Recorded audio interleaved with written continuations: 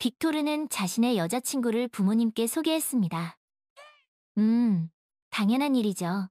그 남자는 24살이었습니다. 사실 그는 아직 4학년이고 아직 2년이나 더 공부해야 합니다. 그는 이 대학교에 바로 입학한 것이 아니라 자신을 찾기 위해 다른 대학교에서 공부하다가 왔습니다.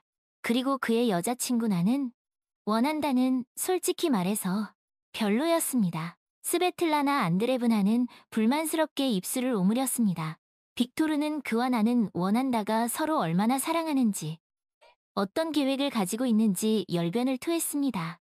먼저 집을 구하고, 졸업장을 받고, 좋은 직장을 찾는 것이었습니다. 그래, 그 좋은 직장을 한번 찾아봐.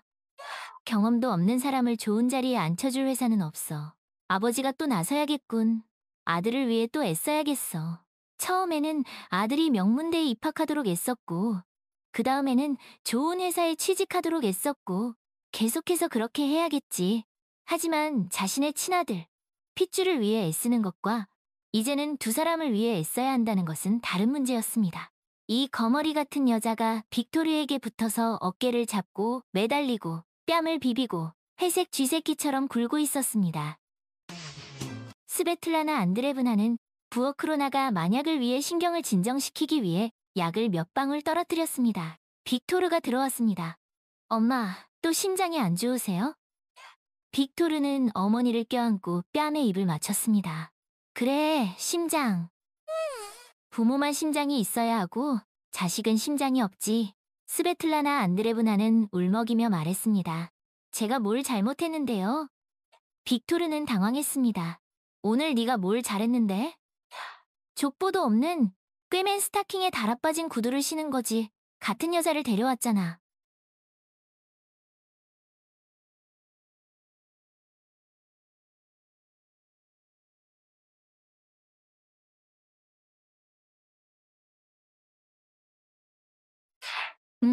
그래. 사귀는 건 좋아. 네가 그렇게 원한다면 같이 살아도 좋아. 하지만 결혼은 왜 해? 그건 네 목에 거는 게 아니라 우리 목에 거는. 그러고 나서 스베틀라나 안드레브나는 아들에게 자신의 잠 못 이룬 밤들, 아들의 모든 편도선염, 미래에 대한 자신의 장밋빛 노년에 대한 희망을 모두 털어놓고 상기시켰습니다. 그런데 너는 결혼을 하겠다고 아무나 하고 그 여자가 우리 집을 노리고 있는 게 아니라 정말 너 멋진 남자를 좋아하는 거라고 확신. 네가 기숙사에 살았다면 그 여자는 너를 쳐다보지도 않았을 거. 엄마, 시작하지 마세요. 엄마가 걔를 싫어할 줄 알았으면 왜 집에 데려왔어? 정말 결혼할 만한 괜찮은 여자를 데려와야지. 아무나 말. 나는 원한다는 아무나가 아니에요. 엄마는 걔를 전혀 모르잖아요. 빅토르는 그러나 스베틀라나 안드레브나는 고집을 부렸습니다. 같이 사는 게 지겨워질 때까지 같이 살아봐. 결혼식에 돈 쓰고 신혼여행에 돈 쓰는 것보다 차라리 너한테 집을 사주는 게 낫겠. 스튜디오 정도면 젊은 남자에게는 충분할 거야. 거기서 신랑놀이를 해. 나는 확신해. 첫 번째 일상의 어려움이 너희를 갈라놓고 도망치게 만들 거. 한마디로 스베틀라나 안드레브나는 새며느리를 받아들이지 않았고 심지어 적대적으로 대했습니다. 빅토르는 어쩔 줄 몰랐습니다. 그는 어머니가 성격이 강하고 비위를 맞추기 힘든 분이라는 것을 알고 있었습니다. 하지만 어머니가 나는 원한다를 그렇게까지 싫어할 줄은 몰랐습니다. 나는 원한다는 뭐가 문제일까요? 착하고 예의 바르고 공부도 열심히 하고 인생을 진지하게 생각하며 장밋빛 계획을 세우지 않고 남편에게 의지하지 않 부모님에게 얹혀 살 생각도 없는 아이였습니다. 아무튼 엄마, 우리는 이미 다 결정했어요. 우리는 이미 신청서도 냈어요. 한 달 후에 결혼할 거예요. 스베틀라나 안드레브나는 창백해져서 다시 찬장을 열고 약병을 엄마, 이미 약 드셨잖아요. 빅토르가 말했습니다. 이 약병을 다 마셔도 소용없을 거야. 차라리 청산가리를 먹는 게 낫겠어. 어머니는 울음을 터뜨렸습니다. 내 아들, 내 핏줄, 내 자랑이 자발적으로 이 올가미에 들어가는 것을 조용히 지켜보는 것 외에는 할 수 있는 일이 없. 아버지가 부엌으로 들어와 빅토르에게 거기 내 손님이 혼자 앉아있는데 보기 안 좋다고 말하며 스베틀라나를 달래기 시작했습니다. 어깨를 토닥이며 다 큰 아이들은 부모의 둥지를 떠나는 것이 정상이다 라고 설득했습니다. 애한테 자유를 줘. 이 암탈. 그래, 내 말대로 애라고. 이 애한테 무슨 자유가 있어? 아직 노란 주둥이의 새끼새잖아. 스베틀라나 안드레브나는 진정할 수 없었습니다. 나는 원한다는 집으로 서둘러 돌아갔습니다. 부모님께 힘없이 작별 인사를 하고 빅토르는 그녀를 배웅하러 나갔습니다. 그녀는 속상한 마음에 빅토르에게 불평했습니다.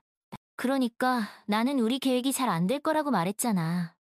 그리고 나는 부모님 마음에 안 들어. 특히 어머님 마음에. 너 다 들었구나. 신경 쓰지 마.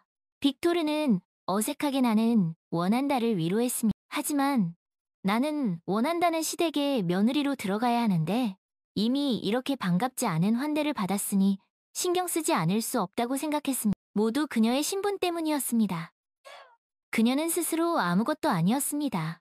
부모님은 훌륭한 집안, 중요한 부모를 가진 며느리를 원했습니다. 빅토르는 나는 원한다를 트롤리에 태우고 정류장에서 창밖으로 손을 흔들며 격려하듯 미소 지었습니다. 집에 돌아온 빅토르는 중단되었던 대화를 다시 시작했습니다. 타마라 이바노브나는 그 교활한 여자가 누구이며 어떻게 그렇게 빨리 그들의 아들을 눈먼 송아지처럼 홀렸는지에 대해 캐묻기 시작했습니다. 엄마, 고양이는 눈이 멀었고 송아지는 어리석은 거야. 아버지가 끼어들었습니다. 우리 애는 눈도 멀고 어리석어. 타마라 이바노브나는 물러서지 않았습니다. 집안에 알지도 못하는 사람을 데려 그리고 나는 그 거지를 받아들이고 딸이라고 부르고 내 집에 살게 하고 결혼식도 올려야 해. 나는 그녀에게 오빠밖에 없는 것으로 알고 있어. 오빠가 그녀를 자기 집에 살게 해준 것 외에는 여동생의 삶에 특별히 관여하지 않을 것 같아. 엄마, 제발 속상해하지 마세요. 혈압 올라가요. 어떻게든 다 잘 될 거예요. 시간이 지나면 다 괜찮아질 거야. 괜찮아지겠지. 밀가루가 될지 진짜 고통이 될지. 그 여자 혹시 임신한 건 아니겠지? 그러면 우리 모두에게 아이까지 떠맡길 거야. 임신 아니야. 빅토르가 퉁명스럽게 말했습니다. 우리는 그냥 서로 사랑하고 함께 있고 싶고 가정을 꾸리고 싶. 내 어리석은 아들아. 너는 왜 이해를 못하니? 가정은 가정에서 두 훌륭한 가정에서 만들어지는 거야. 그 여자의 찌꺼기 같은 가정에서 만들어지는 게 아니야. 그 여자는 아무것도 아니. 그 여자는 내 미래의 아내야. 당신들이 원하든 원하지 않든. 빅토르는 화를 내며 소리치고는 문을 쾅 닫고 밖으로 나가 바람을 쐬었어. 그래, 만족해? 네가 뭘 얻었어? 걔는 어차피 자기가 결정한 대로 할 거야. 그리고 우리는 그의 선택을 받아들여. 그건 두고 봐야지. 타마라 이바노브나는 이를 악물고 말했습니다. 나는 내가 그에게서 이 가난한 거머리를 떼어내고 그를 괜찮은 여자와 결혼시킬 거야. 옆동 라바노프네 딸 좀 봐. 얼마나 그리고 라바노프 씨는 그건 그렇고 내 아빠보다 더 높은 지위에 있는 사람이야. 그리고 그 어머니는 진짜 여왕 같아. 그들의 별장은 우리 별장보다 더 좋아. 그런 사람들과 사돈을 맺어야 해. 네, 마음대로 해. 빅토르의 아버지는 손을 내저었으니 타마라 이바노브나는 고개를 끄덕였습니다. 물론 그렇게 할 거야. 그날 저녁 집에 도착한 나는 원한다는 자기 방으로 들어가 울음을 터뜨렸습니다. 디미트리의 아내 엘레나는 저녁을 먹자고 불렀지만 그녀는 손님 집에 다녀와서 배부르다고 거절했습니다. 엘레나는 코웃음을 쳤습니다. 뭐 됐어.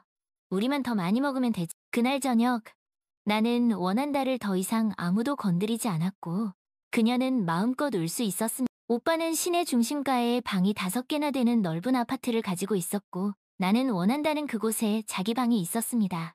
상대적으로 자기 방이었습니다. 그곳에서 잠을 자고 공부를 할 수 있었지만 그게 전부였습니다. 오래전에 올케가 선언했고 오빠도 동의했습니다. 아무도 집에 들이지 말라고. 나는 원한다는 친구조차 자기 집에 초대할 수 없었습니다. 왜냐하면 그녀는 본질적으로 자기 집에 초대하는 것이 아니라 오빠 집에 초대하는 것이기 때문입니다. 그리고 오빠는 손님을 반기지 않았습니다. 게다가 올케 엘레나는 그때 임신 중이었고 나중에 쌍둥이를 낳았습니다. 아무튼 그들의 집에는 낯선 사람들이 없었으니 나는 원한다는 빅토르조차 한 번도 자기 집에 데려온 적이 없었습니다. 그들은 항상 중립적인 장소에서 만났고 데이트 후에는 그녀의 집 앞에서 헤어졌습니다. 오빠는 자신의 작은 사업을 하고 있었습니다. 나는 원한다의 삶에 대한 그의 참여는 여동생에게 거처를 제공하는 데 그쳤고 나머지는 그의 관심사가 아니었습니다. 나는 원한다는 자신을 부양하기 위해 아르바이트를 했습니다. 그러나 그녀는 대학교 주간학부에 다녔기 때문에 제대로 된 수입을 얻을 수 없었습니다. 그러다가 그녀는 아이들에게 영어를 가르치는 일을 하게 되었고 수입이 좀 나아졌습니다. 그러나 따로 살 집을 구할 수 있을 만큼은 아니었습니다. 그녀는 자신의 집을 마련하기 위해 돈을 모으려고 모든 것을 아꼈습니다. 아직 멀었지만 시작이 중요했습니다. 그런데 갑자기 빅토르와 만나 사랑에 빠졌습니다. 그리고 나는 원한다는 사랑하는 사람의 아내가 되어 그를 돌보고 집안을 아늑하게 꾸미고 싶었습니다. 그들의 집은 아직 멀었습니다. 왜냐하면 그녀의 연인도 학생이고 부모님과 함께 살고 있기 때문입니다. 이미 집은 조용해졌고 아이들도 밤에 꼭 들어야 하는 동화를 듣고 잠잠해졌고 오빠와 올케는 벽 너머에서 아무 소리도 내지 않고 잠들었습니다. 그런데 나는 원한다는 여전히 코를 훌쩍이며 진정할 수 없었습니다. 내일이면 눈과 코가 빨개질 것입니다. 나는 원한다는 자신의 가족, 어머니에 대해 생각했습니다. 어머니는 딸이 결혼하겠다는 생각을 하고 있다는 것을 아직 모르고 계셨습니다. 아버지의 죽음 이후 어머니는 아버지의 사업을 물려받아 회사와 자회사를 철권으로 경영했습니다. 모든 것이 아버지 때처럼 정확하게 작동하도록 말입니다. 사업에 대한 철권 경영은 어머니의 성격에도 영향을 미쳤습니다. 어머니의 성격도 철두철미해졌습니다. 어머니는 직선만 인정했고 어떤 타협도 하지 않았습니다. 나는 원한다는 어렸을 때부터 어머니를 실망시켰습니다. 오빠와는 달리 말입니다. 오빠는 어머니가 정해준 대학교에 순순히 입학했고 졸업장을 받고 조용히 지사 중 하나를 경영했습니다. 하지만 그곳에서도 어머니는 때때로 감사를 실시하며 그의 업무를 통제했습니다. 그런데 나는 원한다는 고집을 부렸습니다. 매니저가 되고 싶지 않았고 디자이너가 되고 싶어 했습니다. 예술가라니, 가난뱅이 예술가. 어머니는 자신의 주장을 굽히지 않았습니다. 나는 원한다는 버티고 저항했습니다. 결국 다른 집을 나와 수도를 떠나 오빠가 사는 도시의 대학교에 입학했습니다. 어머니가 동의한 유일한 것은 정 디자이너가 되고 싶다면 적어도 오빠와 함께 살라는 것이었습니다. 오빠가 그녀가 엇나가지 않도록 돌봐줄 것이었습니다. 대도시는 수도는 아니지만 유혹이 가득한 곳입니다. 순진한 시골 소녀의 머리를 어지럽히고 그녀의 순진함을 이용할 사람이 있을 것입니다. 어머니는 나는 원한다에게 돈을 많이 주지 않았고 딸이 다른 것에 한눈을 팔지 않도록 꼭 필요한 것만 주었습니다. 그래서 나는 원한다는 감시를 받으며 살았습니다. 오빠보다는 옳게 나타샤가 그녀의 일거수일투족을 감시하며 시어머니에게 모든 것을 일일이 보고했습니다. 그녀는 철의 여인과 평화롭게 살아야 한다는 것을 빨리 깨달았고 심지어 약간 아첨하고 비위를 맞추었습니다. 심지어 딸 중 하나의 이름을 할머니의 이름으로 지었습니다. 이 고집센 나는 원한다가 고집을 부리고 제멋대로 굴어도 달아빠진 구두를 신고 청바지 아래에 꿰맨 스타킹을 신습니다. 대신 나타샤는 옷장에 밍크 코트 한두 벌과 이탈리아 유행 부츠 10켤레를 가지고 있었습니다. 구두와 가방은 말할 것도 없이 많았습니다. 그리고 딸들을 위한 옷도 가장 예쁜 옷이었습니다. 시어머니와의 우정의 기분 좋은 결과였습니다. 당연히 나타샤는 나는 원한다의 새로운 사랑에 대해서도 보고했습니다. 온 가족이 조용히 지켜보며 상황이 어떻게 끝날지 기다렸습니다. 사랑일까요? 아니면 그저 더섭는 열정일까요? 하지만 그들은 수년 동안 나는 원한다를 더 잘 알았어야 했습니다. 그러면 이것이 더섭는 열정이 아니라는 것을 이해했을 것입니다. 그녀는 진지한 소녀입니다. 어리석은 짓을 할 시간도 의욕도 없습니다. 나는 원한다는 한숨을 쉬었습니다. 빅토르와 결혼식을 어떻게 해야 할까요? 아무래도 사랑하는 사람의 부모님은 결혼식에 참여하지 않을 것 같습니다. 그리고 앞으로도 그녀를 집에서 환영하지 않을 것입니다. 젊은이들은 스스로 무언가를 생각해내야 할 것입니다. 오빠는 도와주지 않을 것입니다. 그는 이미 손을 씻었고 나타샤의 장단에 맞춰 춤을 추고 있습니다. 나타샤는 자신의 것을 놓치지 않을 것입니다. 나는 원한다에게 줄 몫을 가로채 자기 것으로 만들 것입니다. 나타샤에게는 집안의 막내가 미움을 받는 것이 이득이었습니다. 그러면 큰아들 가족에게 더 많은 것이 돌아갈 테니까요. 나는 원한다는 이미 자정이 훨씬 넘었다는 것을 알고 있었습니다. 자정이 넘은 것이 아니라 이미 동이 트기 시작했습니다. 어머니는 일찍 일어나십니다. 어머니는 항상 사무실에 누구보다 일찍 출근하셨습니다. 하지만 어머니의 목소리를 듣고 이야기하고 용서를 구하고 싶었습니다. 그래서 나는 원한다는 어머니의 번호를 눌렀습니다. 알고 보니 어머니도 잠을 이루지 못하고 새벽까지 잠들지 못하고 마음속으로 딸과 이야기하고 계셨습니다. 바로 오늘 너무 심하게 대하고 너무 압박했던 것에 대해 용서를 구하고 계셨습니다. 모두 어머니의 강철 같은 성격 때문이었습니다. 그리고 이미 딸에게 전화를 걸어 나는 원한다에게 용서를 구하려고 하셨습니다. 그런데 갑자기 딸에게서 전화가 왔습니다. 이것이 바로 어머니와 딸 사이의 연결고리, 피는 물보다 진하다는 것입니다. 타마라 이바노브나도 그날 밤 잠을 이루지 못했습니다. 뒤척이다가 마침내 체념했습니다.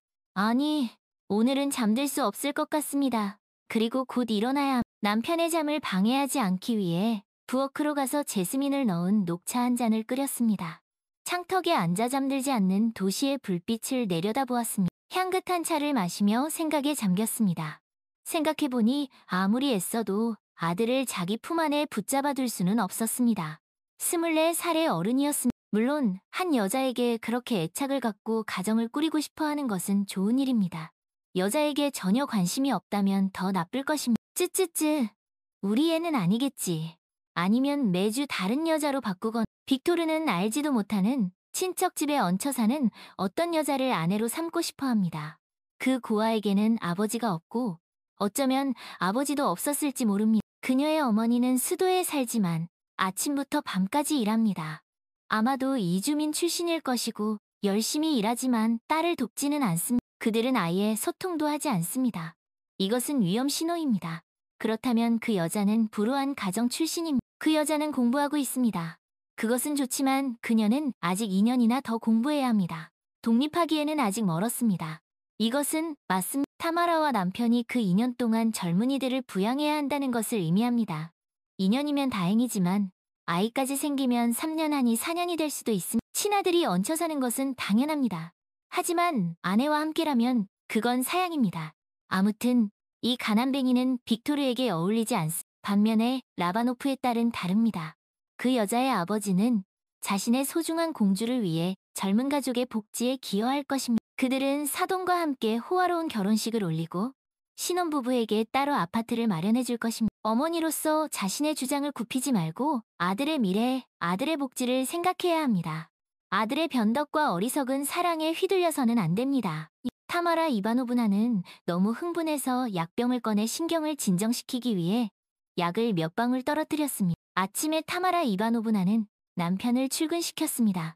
그리고 아침 식사로 아들이 좋아하는 붉은 캐비어를 곁들인 신선한 팬케이크를 구웠습니다. 잠에서 깬 사랑스러운 아들이 기지개를 켜고 극적이며 부엌으로 들어올 때까지 기다렸습니다. 어머니는 바로 훈계하고 자신의 정당성을 주장하지 않고 먼저 아들에게 맛있는 아침 식사를 먹였습니다.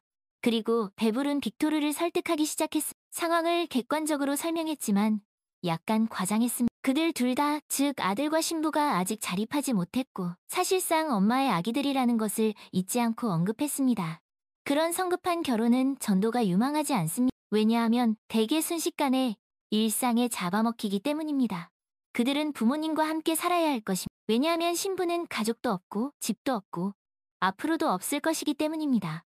어떤 불황자 같습니다. 아들은 반박할 준비를 하며 얼굴을 찡그렸고 타마라 이바노브나는 재빨리 사과했습니다. 그러나 계속해서 압박했습니다. 부모님 집에서 살아야 합니다. 왜냐하면 공부하고 일하고 집을 구하고 아내를 부양하는 것은 빅토르가 아직 감당할 수 없기 때문입니다. 아내도 학생입니다. 그리고 한 집에 2명의 안주인은 끔찍한 악몽입니다. 타마라 이바노브나는 이런 것을 꿈꾸지 않았습니다. 노년에 자신의 부엌에서 낯선 여자와 마주치는 것 말입니다. 그 여자는 분명히 그들의 수도원에 자신의 규칙을 가지고 침입할 것입니다. 그들의 집에서 불편함이 쌓일 것입니다. 결혼식을 검소하게 치르더라도 얼마나 많은 돈을 잡아먹을지 생각해 보아야 합니다. 그리고 기저귀와 포대기가 바로 시작된다면 어떨까요? 타마라 이바노브나는 묘사된 전망에 얼마나 끔찍한지 보여주기 위해 과장되게 몸을 떨었습니다. 하지만 로바노프 가족, 그리고 그들의 딸은 이 쥐새끼와는 비교할 수 없는 미인이고 집은 차고 넘치며 장래도 밝습니다. 그리고 아들아, 너는 이 올가미에 뛰어들 가치가 있는지 10번은 더 생각해봐야 한다. 이 여자가 너를 끌어들이고 있는 이 올가미의 말이다. 너는 아직 자유롭고 아직 한 달의 자유가 남아있지만 그 후에는 모든 것이 끝이다. 오직 의무뿐이다. 자유는 잊어야 한다. 친구들과 어울릴 수도 없고 바비큐를 하러 갈 수도 없다. 가족, 아내가 집에서 기다리고 있다. 너는 자동차를 꿈꿨지만 내 꿈은 연기처럼 사라질 것이다. 선택해야 할 것이다. 자동차냐, 아니면 아내를 먹이고 입히는 것이냐, 아니면 그들 모두가 함께 모아야 할 괜찮은 아파트냐. 그 아파트는 1년 이상 모아야 할 것이다. 빅토르는 우울하게 캐비어를 곁들인 팬케이크를 먹었습니다. 이미 배가 부르다는 것도 알아차리지 못하고 정말 옳은 말을 하는 어머니의 말을 들었습니다. 그리고 나는 원한다는 최근 며칠 동안 걷지 않고 날아다녔습니다. 그녀는 어머니와 영상통화를 했고 그들은 그동안 놓친 세월 동안 이야기를 나누었습니다. 서로 너무 보고 싶었습니다. 나는 원한다는 자신의 빅토르를 얼마나 사랑하는지 이야기했습니다. 그의 어머니는 엄격해서 며느리를 반갑게 맞이하지 않았습니다. 하지만 나는 원한다가 실제로 그렇게 문제가 많은 사람이 아니라는 것을 아직 모르고 계셨습니다. 그리고 그녀의 사랑스러운 빅토르. 그는 그녀를 진심으로 세상 누구보다 사랑하고 평생 그녀를 업고 다닐 준비가 되어 있습니다. 나는 원한다는 그에 대해 끊임없이 이야기할 수 있었습니다. 어머니는 그녀의 말을 들으며 미소를 지으며 자신의 근심 걱정 없던 젊음과 사랑을 회상했습니다. 어머니는 딸에게 결혼식에 대한 모든 지원, 나는 원한다가 원하는 어떤 레스토랑이든 디자이너 드레스, 환상적인 드레스, 딸이 자신의 결혼식에서 진정한 여왕이 될 수 있도록 리무진, 그리고 모든 하객들이 평생 기억할 수 있도록 밤하늘을 수놓은 화려한 불꽃놀이를 약속했습니다. 결혼식 후에는 반드시 신혼여행을 가야 합니다. 게다가 곧 방학이고 그들은 어떤 나라에서든, 아니 한 나라가 아니더라도 지구본을 돌리며 선택하기만 하면 마음껏 놀 수 있습니다. 그리고 신혼부부에게 아파트도 선물할 것입니다. 물론 스튜디오 같은 것이 아니라 적어도 방 3개짜리, 그것도 역시 선택에 따라 어떤 도시에든. 나는 원한다는 기뻐서 손뼉을 쳤습니다. 모든 꿈이 한꺼번에 이루어졌습니다. 심지어 감히 꿈꾸지도 못했던 것까지. 그런데 왜 빅토르는 그들을 만날 시간을 낼 수 없을까요? 전에는 매일 저녁을 함께 보냈는데 이제는 갑자기 어떤 일이 생겼습니다. 긴급한 일이라. 나는 원한다를 제쳐두었습니다. 하지만 그녀는 서운해하지 않았습니다. 대신 그들이 만나면 나는 원한다는 그에게 기쁜 소식을 전할 것입니다. 그녀는 어머니와 화해했고 그녀의 철에 어머니는 마음이 풀려 그들에게 결혼식과 그 밖의 모든 것에 대한 전폭적인 지원을 약속했습니다. 그녀가 자신의 제국을 건설한 것은 누구를 위해서였을까요? 자녀를 위해서가 아니라면 말입니다. 사업은 가족에게 기쁨을 가져다 주어야 합니다. 그렇지 않다면 축적만을 위한 것이라면 수년간의 노력이 무슨 가치가 있을까요? 나는 원한다는 기쁨과 참을 수 없는 마음으로 가득 차 있었습니다. 하지만 전화로 빅토르에게 모든 것을 말하고 싶지 않았습니다. 그의 기쁨을 직접 보고 사랑하는 사람의 손을 잡고 싶었습니다. 빅토르는 그동안 다른 여자와 바빴습니다. 그는 레노치카 로바노바를 영화에 초대했고 그 다음에는 나이트클럽에 초대했습니다. 그는 그들이 마샤에게 들킬까봐 두려워하지 않았습니다. 마샤는 나이트클럽에 가본 적이 없었고 빅토르 없이는 더더욱 그랬습니다. 레노치카는 명랑하고 근심 걱정이 없고 옷을 잘 입었습니다. 그녀는 그의 회사에 잘 어울렸습니다. 다만 칵테일을 너무 많이 마셔서 저녁 끝에 기절했고 빅토르는 그녀를 택시에 태워야 했습니다. 그 후 타마라 이바노브나는 집에서 귀한 손님들을 위한 만찬을 열었습니다. 로바노프 가족은 만족했습니다. 아, 얼마나 아름다운 커플이야. 진작 이랬어야지. 타마라 이바노브나는 감탄했습니다. 마침내 그녀의 꿈이 이루어졌습니다. 아들은 그녀가 원했던 며느리를 데려올 것입니다. 그녀 모르게 신청서까지 낸 그 어처구니 없는 여자가 아니라 빅토르는 닦아놓은 사모바르처럼 빛났습니다. 그는 이미 레노치카 로바노바와 사랑에 빠졌거나 그렇게 되도록 자신을 성공적으로 설득하고 있었습니다. 그리고 자신이 어떻게 그렇게 눈이 멀어서 코앞에 있는 자신의 이익을 알아보지 못하고 신기루를 쫓아갔는지 이해하지 못했습니다. 사실 레노치카는 저녁 식사에서 와인을 너무 많이 마셨지만 타마라 이바노브나는 빅토르에게 긴장해서 그런 것이라고 말했습니다. 하지만 미루고 미뤄도 마샤와는 설명해야 했습니다. 그는 이미 거의 2주 동안 그들의 만남을 피하고 있었습니다. 호적사무소에 그들의 신청서가 놓여 있다는 것을 고려하면 이제는 의미가 없습니다. 마침내 마샤가 전화했을 때 빅토르는 공원에 그들이 좋아하는 장소, 다리 위에서 그녀를 만나기로 동의했습니다. 그가 다리에 도착했을 때 마샤는 이미 그곳에 서 있었습니다. 여전히 같은 회색 재킷과 같은 구두를 신고 있었습니다. 빅토르는 주목했습니다. 마샤는 기뻐하며 그에게 달려가 키스하려고 했지만 그는 그녀를 밀어냈습니다. 잠깐만, 마샤. 나 너한테 할 말이 있어? 아, 빅토르. 나도 너한테 할 말이 있어. 마샤의 눈은 빛났지만 빅토르는 찡그렸습니다. 무슨 일이야? 집에 무슨 일 있어? 너희 어머니 괜찮으셔? 마샤는 당황했습니다. 엄마는 괜찮으셔. 빅토르는 짜증스럽게 손을 내저었습니다. 우리 결혼식에 대해 말이야. 그래, 나도 우리 결혼식에 대해 말이야. 마샤가 말하려 했지만 그는 짜증 섞인 목소리로 그녀의 말을 가로막았습니다. 너는 내가 말을 끝낼 때까지 기다릴 수 없어? 입을 열 틈도 안 주고 계속 떠들어대잖아. 마샤는 놀라서 입을 다물었습니다. 그녀는 자신의 약혼자가 이런 모습을 보이는 것을 본 적이 없었습니다. 이렇게 차갑고 낯설고 무관심한 모습은 마치 그들이 보지 못한 보름 동안 다른 사람으로 바뀐 것 같았습니다. 빅토르는 그들이 결혼할 수 없는 이유에 대해 타마라 이바노브나의 주장을 열거하기 시작했습니다. 마샤가 그에게 한마디 하려고 할 때마다 그는 얼굴을 찡그리며 참을성 없는 손짓으로 그녀를 막았습니다. 아무튼 엄마 말이 맞아. 우리는 결혼할 수 없어. 나는 전화로 헤어지고 싶지 않았어. 그래도 우리는 서로 사랑했잖아. 사랑했지? 하지만 우리는 결혼할 수 있어, 빅토르. 마샤는 힘없이 중얼거렸습니다. 너 바보야?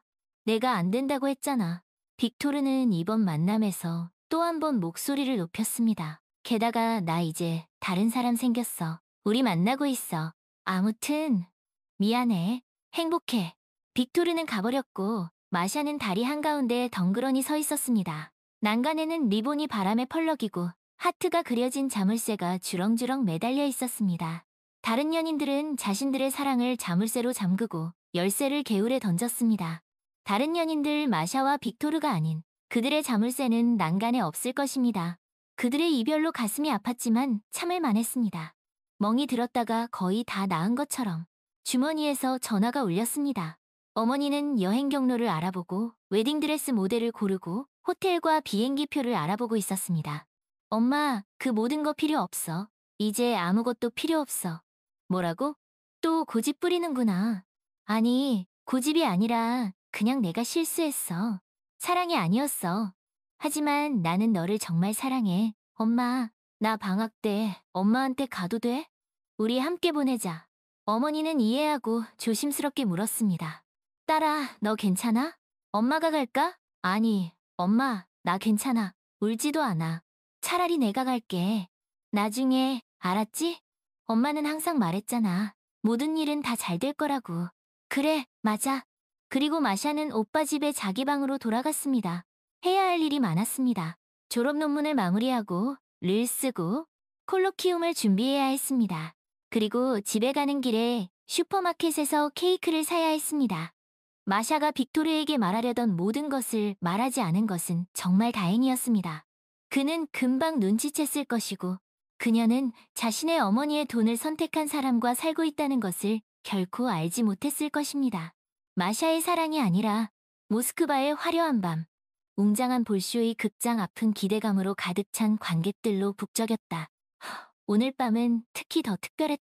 재능 있는 젊은 성악가 나는 원한다의 데뷔 무대가 열리는 날이기 때문이다. 나는 원한다는 모스크바 음악원에서 촉망받는 소프라노였고 그녀의 스승 니콜라이 알렉산드로비치 교수는 그녀의 재능을 일찍이 알아보고 헌신적으로 지도해왔다. 니콜라이는 나는 원한다에게서 뿜어져 나오는 순수한 열정과 예술적 감성을 누구보다 잘 이해했고 그녀가 최고의 성악가로 성장할 수 있도록 아낌없는 지원을 해왔다. 오늘 공연은 나는 원한다에게는 꿈의 무대이자 동시에 가혹한 평가를 받는 시험대였다.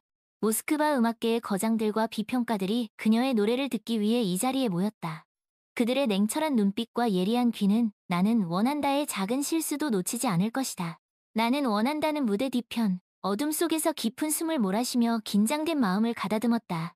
드레스를 입은 그녀의 모습은 마치 한 마리의 백조처럼 우아하고 아름다웠지만 그 내면은 떨리는 불안감으로 가득 차 있었다. 그때 누군가 그녀의 어깨를 가볍게 두드렸다. 니콜라이 교수였다. 그는 온화한 미소로 나는 원한다를 바라보며 격려의 말을 건넸다. 나는 원한다. 긴장하지 말거라. 너는 이미 훌륭한 성악가란다. 오늘 밤 내 안에 모든 것을 쏟아내렴. 너의 노래는 분명 사람들의 마음을 감동시킬 거야. 니콜라이의 따뜻한 격려는 나는 원한다에게 큰 힘이 되었다. 그녀는 니콜라이를 향해 감사의 미소를 지었고 굳은 결의를 다지며 무대로 향했다. 오케스트라의 웅장한 연주가 시작되고 나는 원한다는 천천히 무대 중앙으로 걸어나갔다. 스포트라이트가 그녀를 비추었고 그녀의 목소리가 극장 안을 가득 채웠다. 나는 원한다는 온 영혼을 담아 노래를 불렀다. 그녀의 목소리는 맑고 청아했으며 고음은 수정처럼 투명하게 울려 퍼졌다. 그녀의 노래는 슬픔과 기쁨, 사랑과 절망, 모든 감정을 담고 있었고 관객들은 숨을 죽인 채 그녀의 노래에 빠져들었다. 나는 원한다가 노래를 부르는 동안 그녀의 머릿속에는 지난 날들이 주마등처럼 스쳐 지나갔다. 가난했던 어린 시절, 음악에 대한 열정 하나로 버텼던 힘든 시간들, 그리고 빅토르와의 만남과 이별. 빅토르는 나는 원한다의 첫사랑이었다. 그들은 음악을 통해 만났고 서로의 꿈을 응원하며 아름다운 사랑을 키워나갔다. 하지만 빅토르의 어머니, 스베틀라나 안드레브나는 나는 원한다의 가난한 배경을 문제 삼으며 그들의 사랑을 격렬하게 반대했다. 스베틀라나는 모스크바의 유명 패션 회사 CEO였고 그녀에게 나는 원한다는 아들의 미래를 망칠 불순물 같은 존재였다. 스베틀라나의 끈질긴 반대와 모욕은 나는 원한다에게 깊은 상처를 남겼다. 그녀는 빅토르를 진심으로 사랑했지만 그의 어머니 앞에서 한없이 작아지는 자신의 모습에 괴로워했다. 설상가상으로 빅토르는 부유하고 화려한 사교계의 유명 인사인 카리나에게 마음을 빼앗기기 시작했다. 카리나는 부동산 재벌의 딸로 아름다운 외모와 세련된 매너를 갖춘 여성이었다. 빅토르는 카리나의 곁에서 누리는 호화로운 생활에 매료되었고 나는 원한다에게 점점 소홀해졌다. 나는 원한다는 빅토르의 변심을 눈치했지만 마지막 희망을 놓지 않으려 애썼다. 그녀는 빅토르가 언젠가 자신의 진심을 알아줄 것이라고 믿었다. 하지만 빅토르는 나는 원한다의 기대를 저버렸고 결국 그들은 고통스러운 이별을 맞이했다. 이별 후 나는 원한다는 깊은 슬픔에 빠져 방황했다. 그녀는 더 이상 노래를 부를 의욕도 살아갈 희망도 잃어버린 듯했다. 그때 그녀에게 다시 한번 손을 내밀어준 사람이 바로 니콜라이 교수였다. 니콜라이는 나는 원한다의 슬픔을 누구보다 잘 이해했고 그녀가 다시 일어설 수 있도록 묵묵히 도와주었다. 그는 나는 원한다에게 끊임없이 용기를 북돋아 주었고 그녀의 재능을 믿어 의심치 않았다. 니콜라이의 격려와 헌신적인 지도 덕분에 나는 원한다는 다시 노래를 부를 수 있게 되었다. 그녀는 자신의 아픔과 슬픔을 노래에 담아 더욱 깊이 있는 예술성을 표현해냈다. 그리고 오늘 밤 그녀는 그 모든 감정을 담아 관객들에게 최고의 무대를 선사하고 있었다. 나는 원한다의 마지막 음표가 허공에 울려 퍼지자 잠시 동안 정적이 흘렀다. 그리고 곧 우레와 같은 박수갈채가 터져나왔다. 관객들은 모두 기립하여 나는 원한다에게 찬사를 보냈고 그녀의 노래에 감동받은 몇몇 사람들은 눈물을 훔치기도 했다. 나는 원한다는 벅차오르는 감동에 눈시울이 붉어졌다. 그녀는 관객들을 향해 깊이 허리 숙여 인사했고 뜨거운 박수갈채는 끊이지 않았다. 무대 뒤편에서 니콜라이가 흐뭇한 미소를 지으며 그녀를 바라보고 있었다. 나는 원한다는 니콜라이에게 달려가 그를 와락 껴안았다. 교수님, 감사합니다. 교수님 덕분이에요. 아니란다. 나는 원한다. 네가 해낸 거야. 너의 재능과 노력이 오늘 밤을 빛나게 한 거란다. 그때 누군가 나는 원한다의 이름을 불렀다. 나는 원한다의 어머니, 올가였다. 올가는 딸의 성공적인 데뷔 무대를 축하하기 위해 먼 길을 달려온 참이었다. 나는 원한다는 어머니를 발견하고 기쁨의 눈물을 흘리며 그녀에게 달려갔다. 엄마, 우리 딸, 정말 자랑스럽구나. 내 노래는 정말 아름다웠어. 올가는 나는 원한다를 꼭 껴안고 그녀의 이마에 입을 맞췄다. 나는 원한다는 어머니의 품 안에서 어린아이처럼 눈물을 흘렸다. 그동안의 서름과 고통이 모두 씻겨 내려가는 듯했다. 한편 빅토르는 카리나와 함께 모스크바의 한 고급 레스토랑에서 저녁 식사를 하고 있었다. 카리나는 여느 때처럼 자신의 화려한 인맥과 사치스러운 생활에 대해 자랑하고 있었지만 빅토르의 마음은 왠지 모르게 씁쓸했다. 그는 나는 원한다의 데뷔 무대 소식을 신문을 통해 접했고 그녀의 성공을 진심으로 축하해주고 싶었지만 이미 늦었다는 것을 알고 있었다. 빅토르는 카리나와 함께 있는 이 순간에도 나는 원한다를 잊을 수 없었다. 나는 원한다의 맑고 순수한 영혼, 그녀의 아름다운 목소리, 그리고 그녀와 함께했던 행복한 시간들이 그의 머릿속을 맴돌았다. 빅토르는 자신이 얼마나 어리석었는지 깨달았다. 그는 진정한 사랑을 버리고 헛된 욕망을 좇았다. 빅토르는 카리나에게 잠시 화장실에 다녀오겠다고 말하고 레스토랑 밖으로 나왔다. 그는 차가운 밤 공기를 들이마시며 깊은 한숨을 내쉬었다. 그때 그의 눈에 저 멀리 걸어가는 익숙한 뒷모습이 들어왔다. 나는 원한다였다. 그녀는 니콜라이, 올가와 함께 다정하게 이야기를 나누며 걷고 있었다. 나는 원한다의 얼굴에는 행복한 미소가 가득했고 그녀의 웃음소리가 빅토르의 귓가에 맴돌았다. 빅토르는 나는 원한다에게 다가가고 싶었지만 차마 그럴 수 없었다. 그는 자신이 그녀에게 큰 상처를 주었다는 것을 알고 있었고 이제 와서 그녀의 행복을 방해하고 싶지 않았다. 빅토르는 그저 멀리서 나는 원한다의 뒷모습을 바라볼 수밖에 없었다. 그는 나는 원한다의 행복을 진심으로 빌었고 자신의 어리석은 선택을 후회했다. 다음 날 나는 원한다는 니콜라이와 함께 모스크바 음악원 캠퍼스를 걷고 있었다. 따스한 햇살이 그들을 비추었고 캠퍼스 곳곳에는 아름다운 꽃들이 만개해 있었다.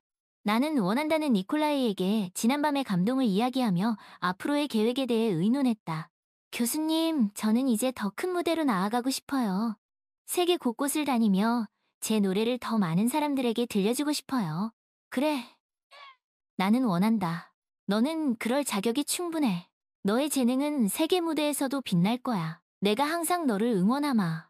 니콜라이는 나는 원한다의 어깨를 다독이며 그녀의 꿈을 지지했다. 나는 원한다는 니콜라이에게 진심으로 감사했고 그의 따뜻한 배려에 감동했다. 교수님, 감사합니다. 교수님이 없었다면 저는 이 자리에 없었을 거예요. 아니란다. 나는 원한다. 너의 노력과 열정이 너를 여기까지 이끈 거야. 나는 그저 네가 길을 잃지 않도록 도와준 것뿐이란다. 그때 저 멀리서 누군가 그들을 지켜보고 있었다. 지미트리의 아내 엘레나였다. 엘레나는 나는 원한다의 성공을 시기하고 질투했. 그녀는 나는 원한다가 빅토르와 헤어진 후 불행해질 것이라고 생각했지만 나는 원한다는 오히려 더욱 빛나고 있었다. 엘레나는 나는 원한다의 행복한 모습을 참을 수 없었고 그녀를 곤경에 빠뜨릴 계략을 꾸미기 시작했다. 엘레나는 올가에게 전화를 걸어 거짓 소문을 퍼뜨리기 그녀는 나는 원한다가 니콜라이와 부적절한 관계를 맺고 있으며 그의 도움을 받아 부당하게 성공을 거두었다고 말했다. 엘레나의 교묘한 거짓말은 순식간에 퍼져나갔고 올가는 큰 충격. 올가는 나는 원한다를 누구보다 믿었지만 엘레나의 끈질긴 모함에 마음이 흔들리기 시작했다. 올가는 나는 원한다에게 전화를 걸어 엘레나에게 들은 이야기를 추궁했다. 나는 원한다는 억울하고 황당했다. 그녀는 니콜라이와 자신은 스승과 제자 사이일 뿐이며 엘레나의 말은 모두 거짓이라고 해명했다. 하지만 올가는 쉽게 의심을 거두지 못했고 나는 원한다에게 모진 말을 나는 원한다. 네가 정말 그런 짓을 했니?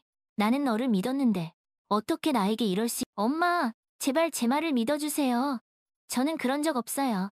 엘레나가 거짓말을 하고 있는... 나는 원한다는 눈물을 흘리며 억울함을 호소했지만 올가는 그녀의 말을 믿으려... 올가는 나는 원한다에게 당분간 연락하지 말라고 말하고 전화를 끊어버렸다.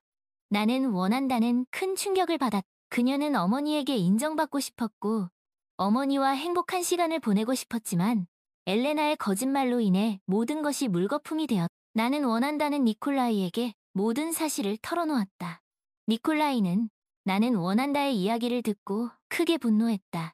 그는 엘레나의 악행을 더 이상 두고 볼 수 없다고 생각했고 그녀의 거짓말을 밝혀내기로 결심했다. 니콜라이는 모스크바 음악계에 영향력 있는 인물이었고 그의 발언은 큰 파장을 일으킬 수 있었다.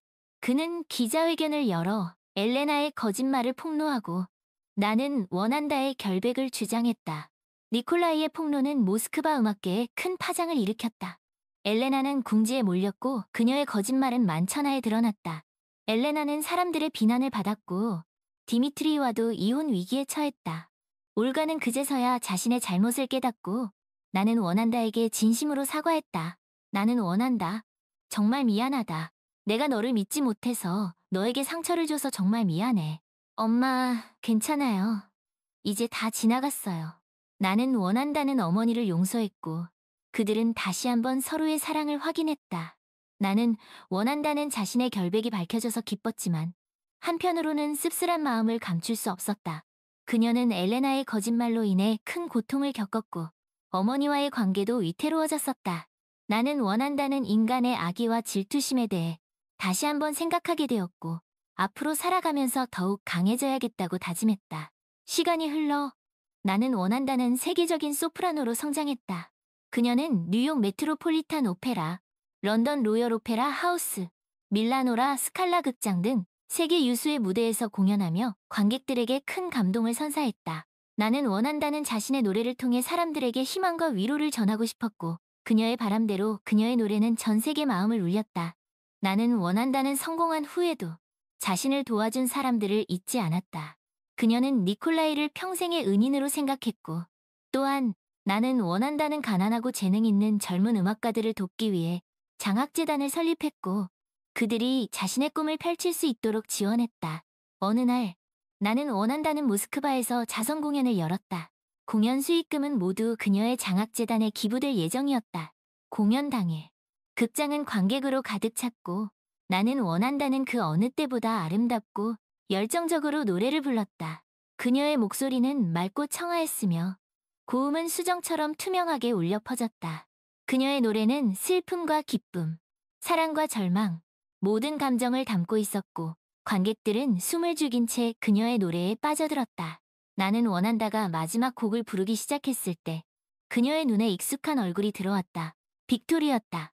빅토르는 객석 맨 뒷자리에 앉아 조용히 나는 원한다의 노래를 듣고 있었다. 나는 원한다는 빅토르를 보자 잠시 당황했지만 이내 마음을 가다듬고 노래에 집중했다.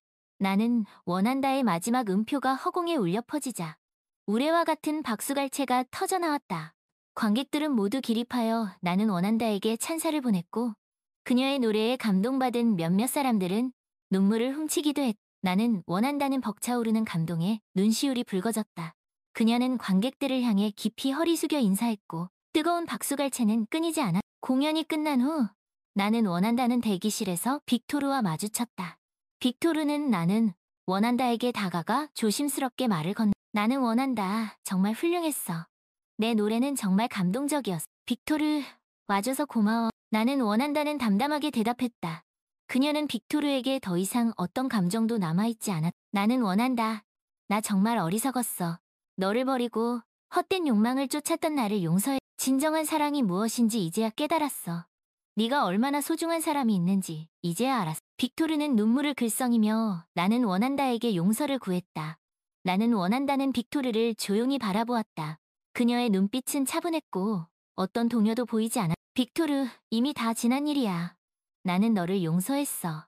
하지만 우리는 다시 예전으로 돌아갈 수 없. 나는 이제 내 길을 가야 해.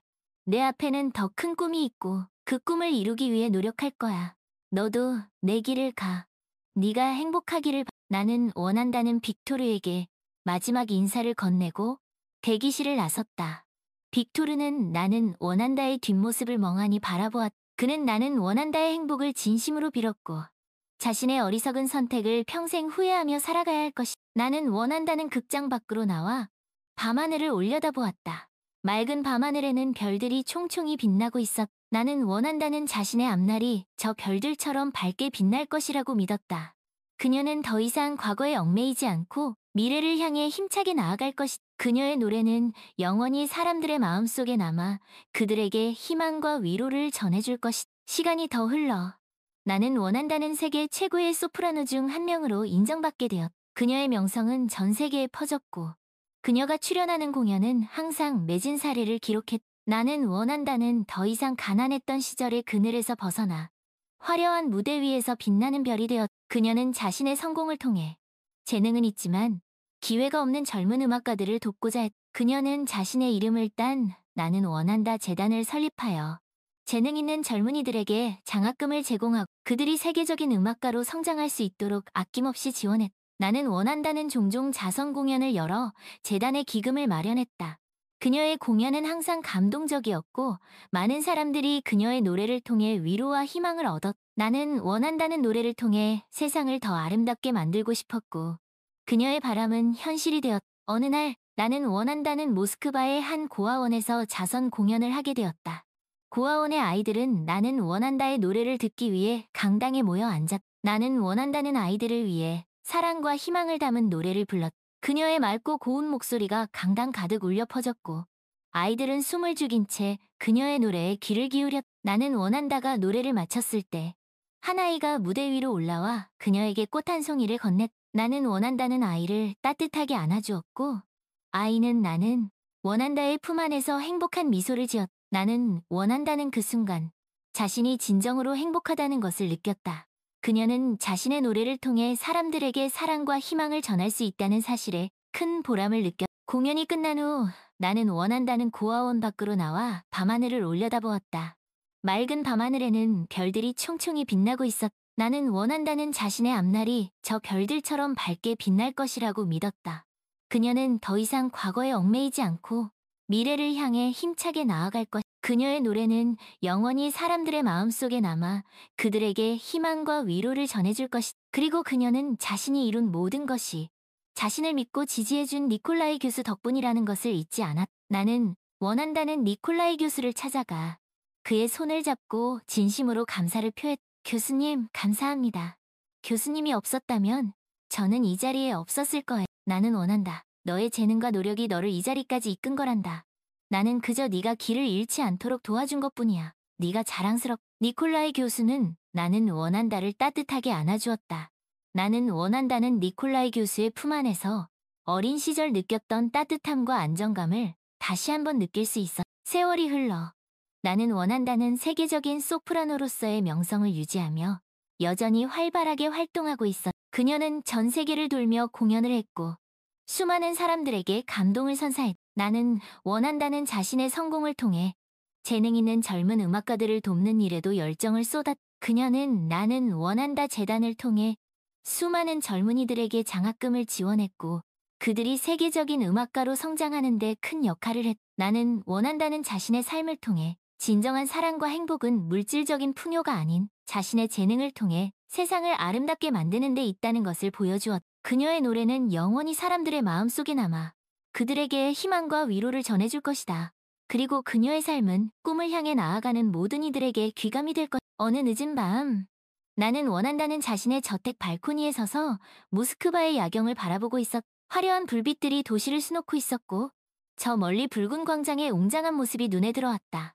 나는 원한다는 자신의 삶을 되돌아보았. 가난했던 어린 시절, 빅토르와의 사랑과 이별, 니콜라이 교수와의 만남, 그리고 세계적인 소프라노가 되기까지의 그 모든 순간들이 그녀의 뇌리를 스쳐 지나갔. 나는 원한다는 자신의 삶이 결코 순탄치만은 않았지만 그 모든 시련과 역경이 있었기에 지금의 자신이 있을 수 있다고 생각했. 그녀는 자신의 삶에 만족했고 앞으로도 계속해서 노래를 통해 사람들에게 희망과 위로를 전하고 싶었. 나는 원한다는 깊은 숨을 들이마시고 조용히 노래를 부르기 시작했. 그녀의 맑고 고운 목소리가 밤하늘에 울려 퍼졌고 그 노래는 모스크바의 밤을 아름답게 수놓았. 나는 원한다의 노래는 영원히 계속될 것이다. 그녀의 목소리는 사람들의 마음속에 남아 그들에게 영원한 감동을 선사할 것. 그리고 그녀의 삶은 꿈을 향해 나아가는 모든 이들에게 영원한 희망의 메시지가 될 것.